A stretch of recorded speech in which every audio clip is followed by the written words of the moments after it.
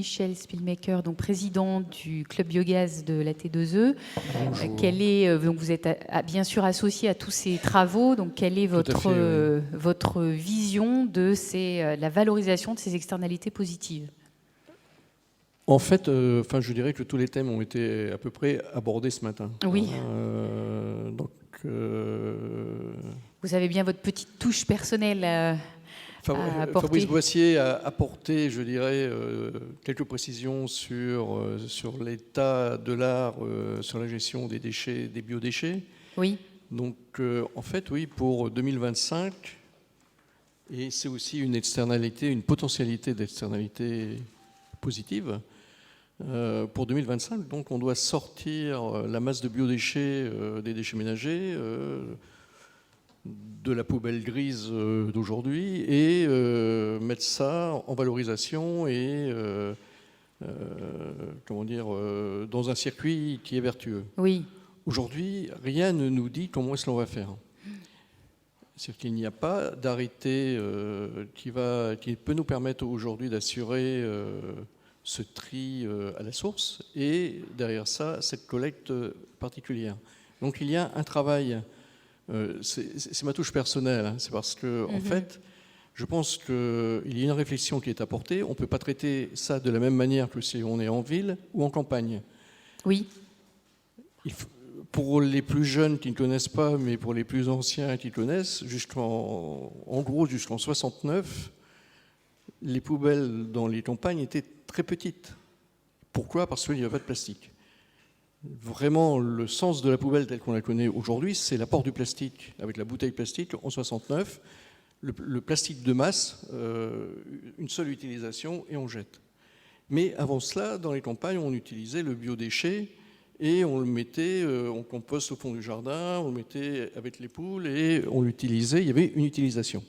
Aujourd'hui, cette utilisation est perdue. C'est-à-dire que, alors il y a des néo-ruraux ou des néo-citadins qui ont envahi la campagne et ce sont des façons de penser et des façons de faire qui ont disparu. Donc il faut remettre en place quelque chose d'ici 2025 et on a peut-être certainement besoin de travailler ensemble. Alors, quand je dis travailler ensemble, c'est travailler avec le monde agricole sur le sujet et puis les gens autour, les gens qui ne sont pas des agriculteurs. Dans les années 60, ça posait moins de problèmes parce qu'il y avait beaucoup d'agriculteurs sur des faibles exploitations. Je dirais maintenant, il y a très peu d'agriculteurs et sur des plus grosses exploitations. Donc, le territoire par lui-même a évolué. Tout à l'heure, on parlait aussi d'acceptation des projets. Alors, il y a un problème de sémantique, un problème de vocabulaire, et puis il faut aussi qu'on réfléchisse, de la même manière qu'on doit réfléchir sur le tri, il faut aussi qu'on réfléchisse sur les mots. Dès qu'on parle de déchets, aïe aïe aïe, ça fait mal. Effectivement, si on sort aujourd'hui le biodéchet, ce qu'on appelle le biodéchet, il y a le mot déchet dedans, et si on ne lui donne pas une autre connotation, si on le sort des ménages et si on va le mettre directement dans un méthaniseur, eh bien ça va créer des problèmes complémentaires. On a un problème d'acceptabilité parce que le digestat a une appellation déchet. Dans très peu de cas, il est appelé produit. Et c'est ce digestat principalement qui nous pose problème là aujourd'hui. Donc c'est la sortie amendement par la suite parce qu'il y a le mot déchet. Quelqu'un me disait il n'y a pas longtemps, mais de toute manière c'est l'affaire des grosses sociétés. Je dis non, c'est pas l'affaire des grosses sociétés. En fait, alors ça a été l'affaire des grosses sociétés parce que en fait ce sont eux qui se sont emparés, je dirais, du commerce entre guillemets des déchets, dont les biodéchets. Aujourd'hui, il faut remettre ça dans le sens des collectivités, que les collectivités s'en emparent. Alors il faut aussi qu'il y ait une directive générale de la part de l'État. Hein. Le système français étant jacobin, il faut bien que ça redescende du haut pour avoir une application vers le bas. Mais je pense qu'il y a à trouver en local un mode de valorisation de ces déchets et leur donner une autre connotation. Dans le passé, donc je remonte aux années 60, ces déchets étaient épandus Chacun faisait son petit compost au fond de son jardin, on l'utilisait pour faire des légumes, ça ne posait pas de problème. Aujourd'hui, on le met dans un méthaniseur, ça va poser problème. Donc voilà, donc il y a toute une réflexion à poser. Ça posera peut-être pas forcément de problème aujourd'hui, ça pose, en méthanisation. Aujourd'hui, ça pose problème et ça va continuer à poser problème pendant quelques années, je pense. Mais il faut qu'on réfléchisse ensemble sur ce sujet.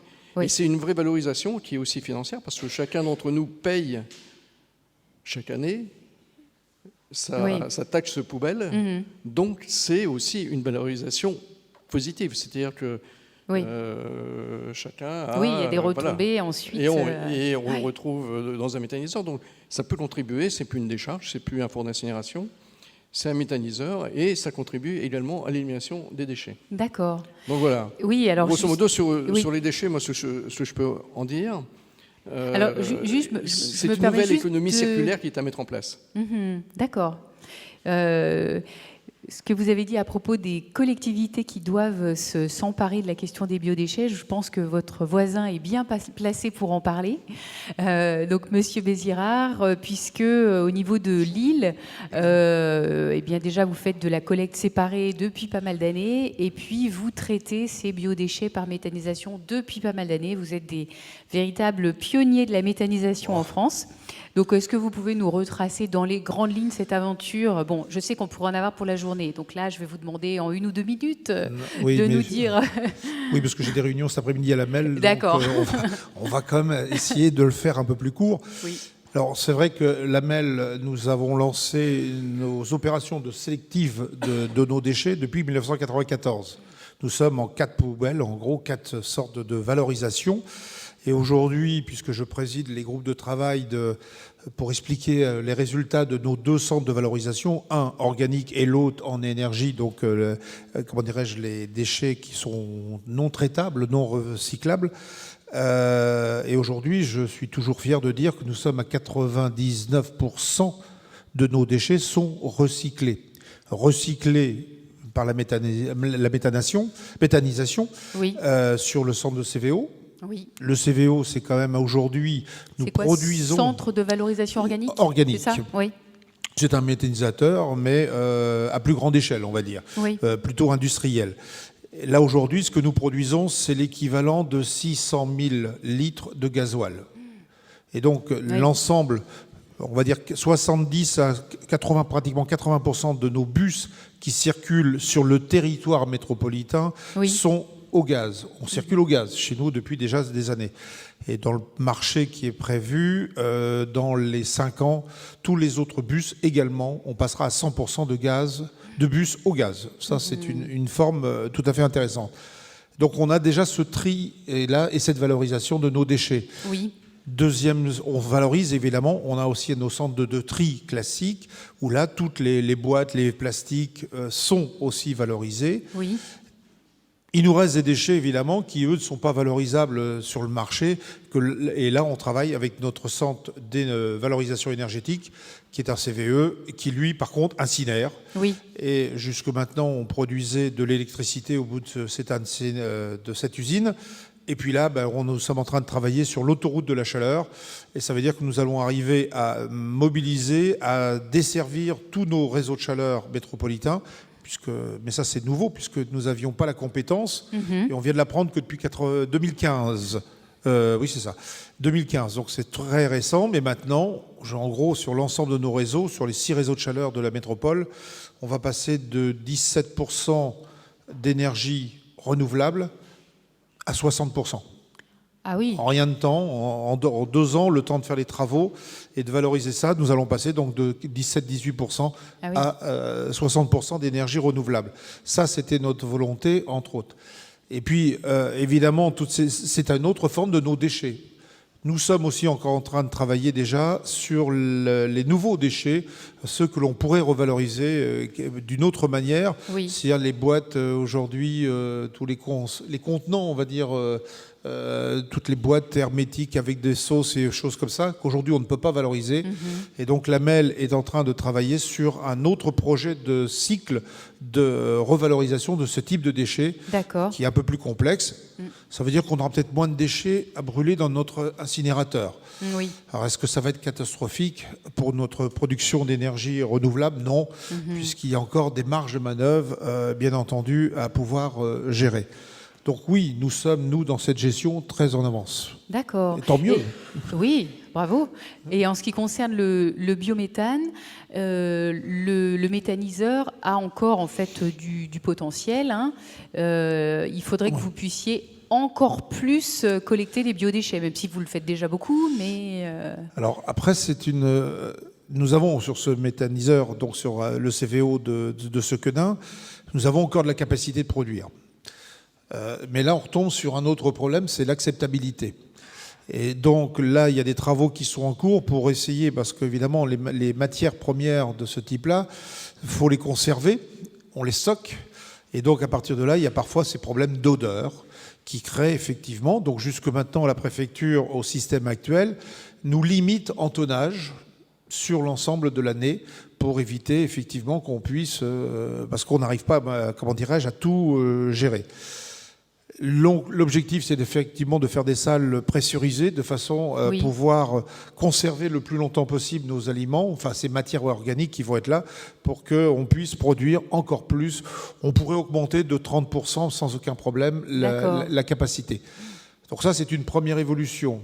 Deuxième évolution sur les méthanisations, nous avons avec nos steps, la première step de Marquette, une grosse qui prend à peu près 50 et quelques pourcents de traitement des eaux de la métropole, de tout le territoire de la métropole. Et je précise bien que la métropole, c'est un territoire majoritairement rural. Il ne faut quand même pas l'oublier. Nous sommes 90 communes, dont les 3/4 sont des communes de moins de 10 000 habitants. Hein. C'est quand même aussi... Donc la campagne, chez nous, ça fait partie de ces éléments-là. Donc sur ces méthaniseurs, évidemment complémentaires, on produit déjà, nous, sur Marquette, notre besoin en énergie. Donc c'est déjà aussi une manière de voir les choses. Et là maintenant, nous sommes en train, avec la Chambre d'agriculture, d'accompagner nos agriculteurs sur le développement de méthanisation agricole. Et là, on est bien sur un mode agricole, donc pas un mode industriel comme on l'a déjà fait le premier. Pourquoi? Parce que c'est pas à vous que je vais, monsieur le président, président de la Chambre d'agriculture, directeur général de Hauts-de-France, président des Hauts-de-France, qui va me contredire là-dessus. Il y a un besoin d'entretenir tous ces déchets agricoles. Oui. Il y a un besoin de valorisation. Il y a un besoin, évidemment, d'être plus propre pour les uns comme pour les autres, parce que le digestat fait partie des engrais qui apportent énormément. Et donc, ça a une valeur marchande. Ça se vend, ça s'achète et ça se vend. Donc, il y a moyen de faire les choses. Mais nous rencontrons, et c'est ça le gros problème, et c'est pour ça que la MEL s'est investie, et on va préparer, je fais voter dans 15 jours une charte avec les agriculteurs pour aller dans ce sens-là. C'est comment travailler en amont pour faire accepter par les concitoyens, par nos voisins, enfin, les habitants, parce qu'évidemment, si on applique la loi, c'est 50 mètres de toute habitation. Oui. 50 mètres, c'est proche. Là, je vois, on a un projet avec le monde agricole à 250 mètres. Et on a déjà de levées de boucliers. Oui. Donc l'acceptabilité, c'est de tordre les mauvaises idées ou les mauvaises informations. La méthanisation, évidemment, on sait que les méthaniseurs, ça explose. Il y en a déjà énormément en France qui ont explosé. Vous avez pu le voir. Non, mais c'est ce qu'on entend. Oui, il y a des idées fausses. C'est les fausses idées, les fausses annonces. Oui. Certains vous disent qu'ils ont été voir ça sur YouTube, évidemment. Il y a eu quelques pépins, je pense, c'est en Allemagne, mais ils n'ont pas tout à fait le même process que chez nous. Oui, puis c'était très ponctuel. Ça sent mauvais. Alors ça, c'est la nuisance. Et évidemment, de la méthanisation du monde agricole, c'est au minimum 100 camions par jour. C'est ce qu'on entend. Voilà. Donc c'est toutes ces a priori qu'il va falloir qu'on arrive à travailler. Et puis en plus, au bout de mon jardin, à 200 mètres, je vais voir une grande bulle, 2 grandes bulles. Je vais voir toutes ces installations-là. Donc nous avons besoin de travailler, parce que sur le territoire d'une métropole comme la nôtre, je n'arriverai pas à trouver des terrains libres à moins de 200, 200, 300 mètres maximum de maisons. J'aurai toujours des maisons autour. Donc il faut qu'on arrive à travailler avec le monde agricole pour que ce soit d'abord des endroits qui soient végétalisés, arborés, pour justement le masquer, garantir que l'on fasse que leurs locaux de stockage soient évidemment pressurisés pour éviter toute odeur s'il y a des matières premières qui ne sont pas alimentées jour par jour. Et on en a besoin malheureusement, et je dirais, de stocker. La cive, ce qu'on parlait tout à l'heure, quand elle arrive, on ne va pas l'utiliser spécialement tout de suite. Elle peut te stocker 1 mois, 2 mois, 3 mois. C'est aussi son intérêt. Donc voilà, donc on a besoin d'accompagner le monde agricole pour que nos habitants... Alors c'est le démarrage, on est tous pareils. Dans 7, 8 ans, 10 ans, je pense que quand les premières unités seront installées sur la métropole, les habitants vont le faire. Oui. Mais aujourd'hui, c'est vrai que c'est une levée de bouclier et tous les opposants vous disent toujours « mais je suis pour, je suis pour », mais pas... si possible, pas à côté de chez moi. Voilà. Donc c'est vraiment dans ce débat-là, et c'est aussi une volonté politique de la MEL d'aller dans ce sens de l'énergie nouvelle. Et pourquoi est-ce qu'on veut développer les énergies, le gaz, le biométhane? Parce que aussi on a une autre ambition complémentaire, c'est que nous sommes nous aussi dans une région, enfin dans une agglomération très polluée par les véhicules et ainsi de suite. C'est quand même le plus gros pollueur. Et donc nous sommes en train de travailler, et ça va se déclencher avec nos partenaires de GRDF, toute la région.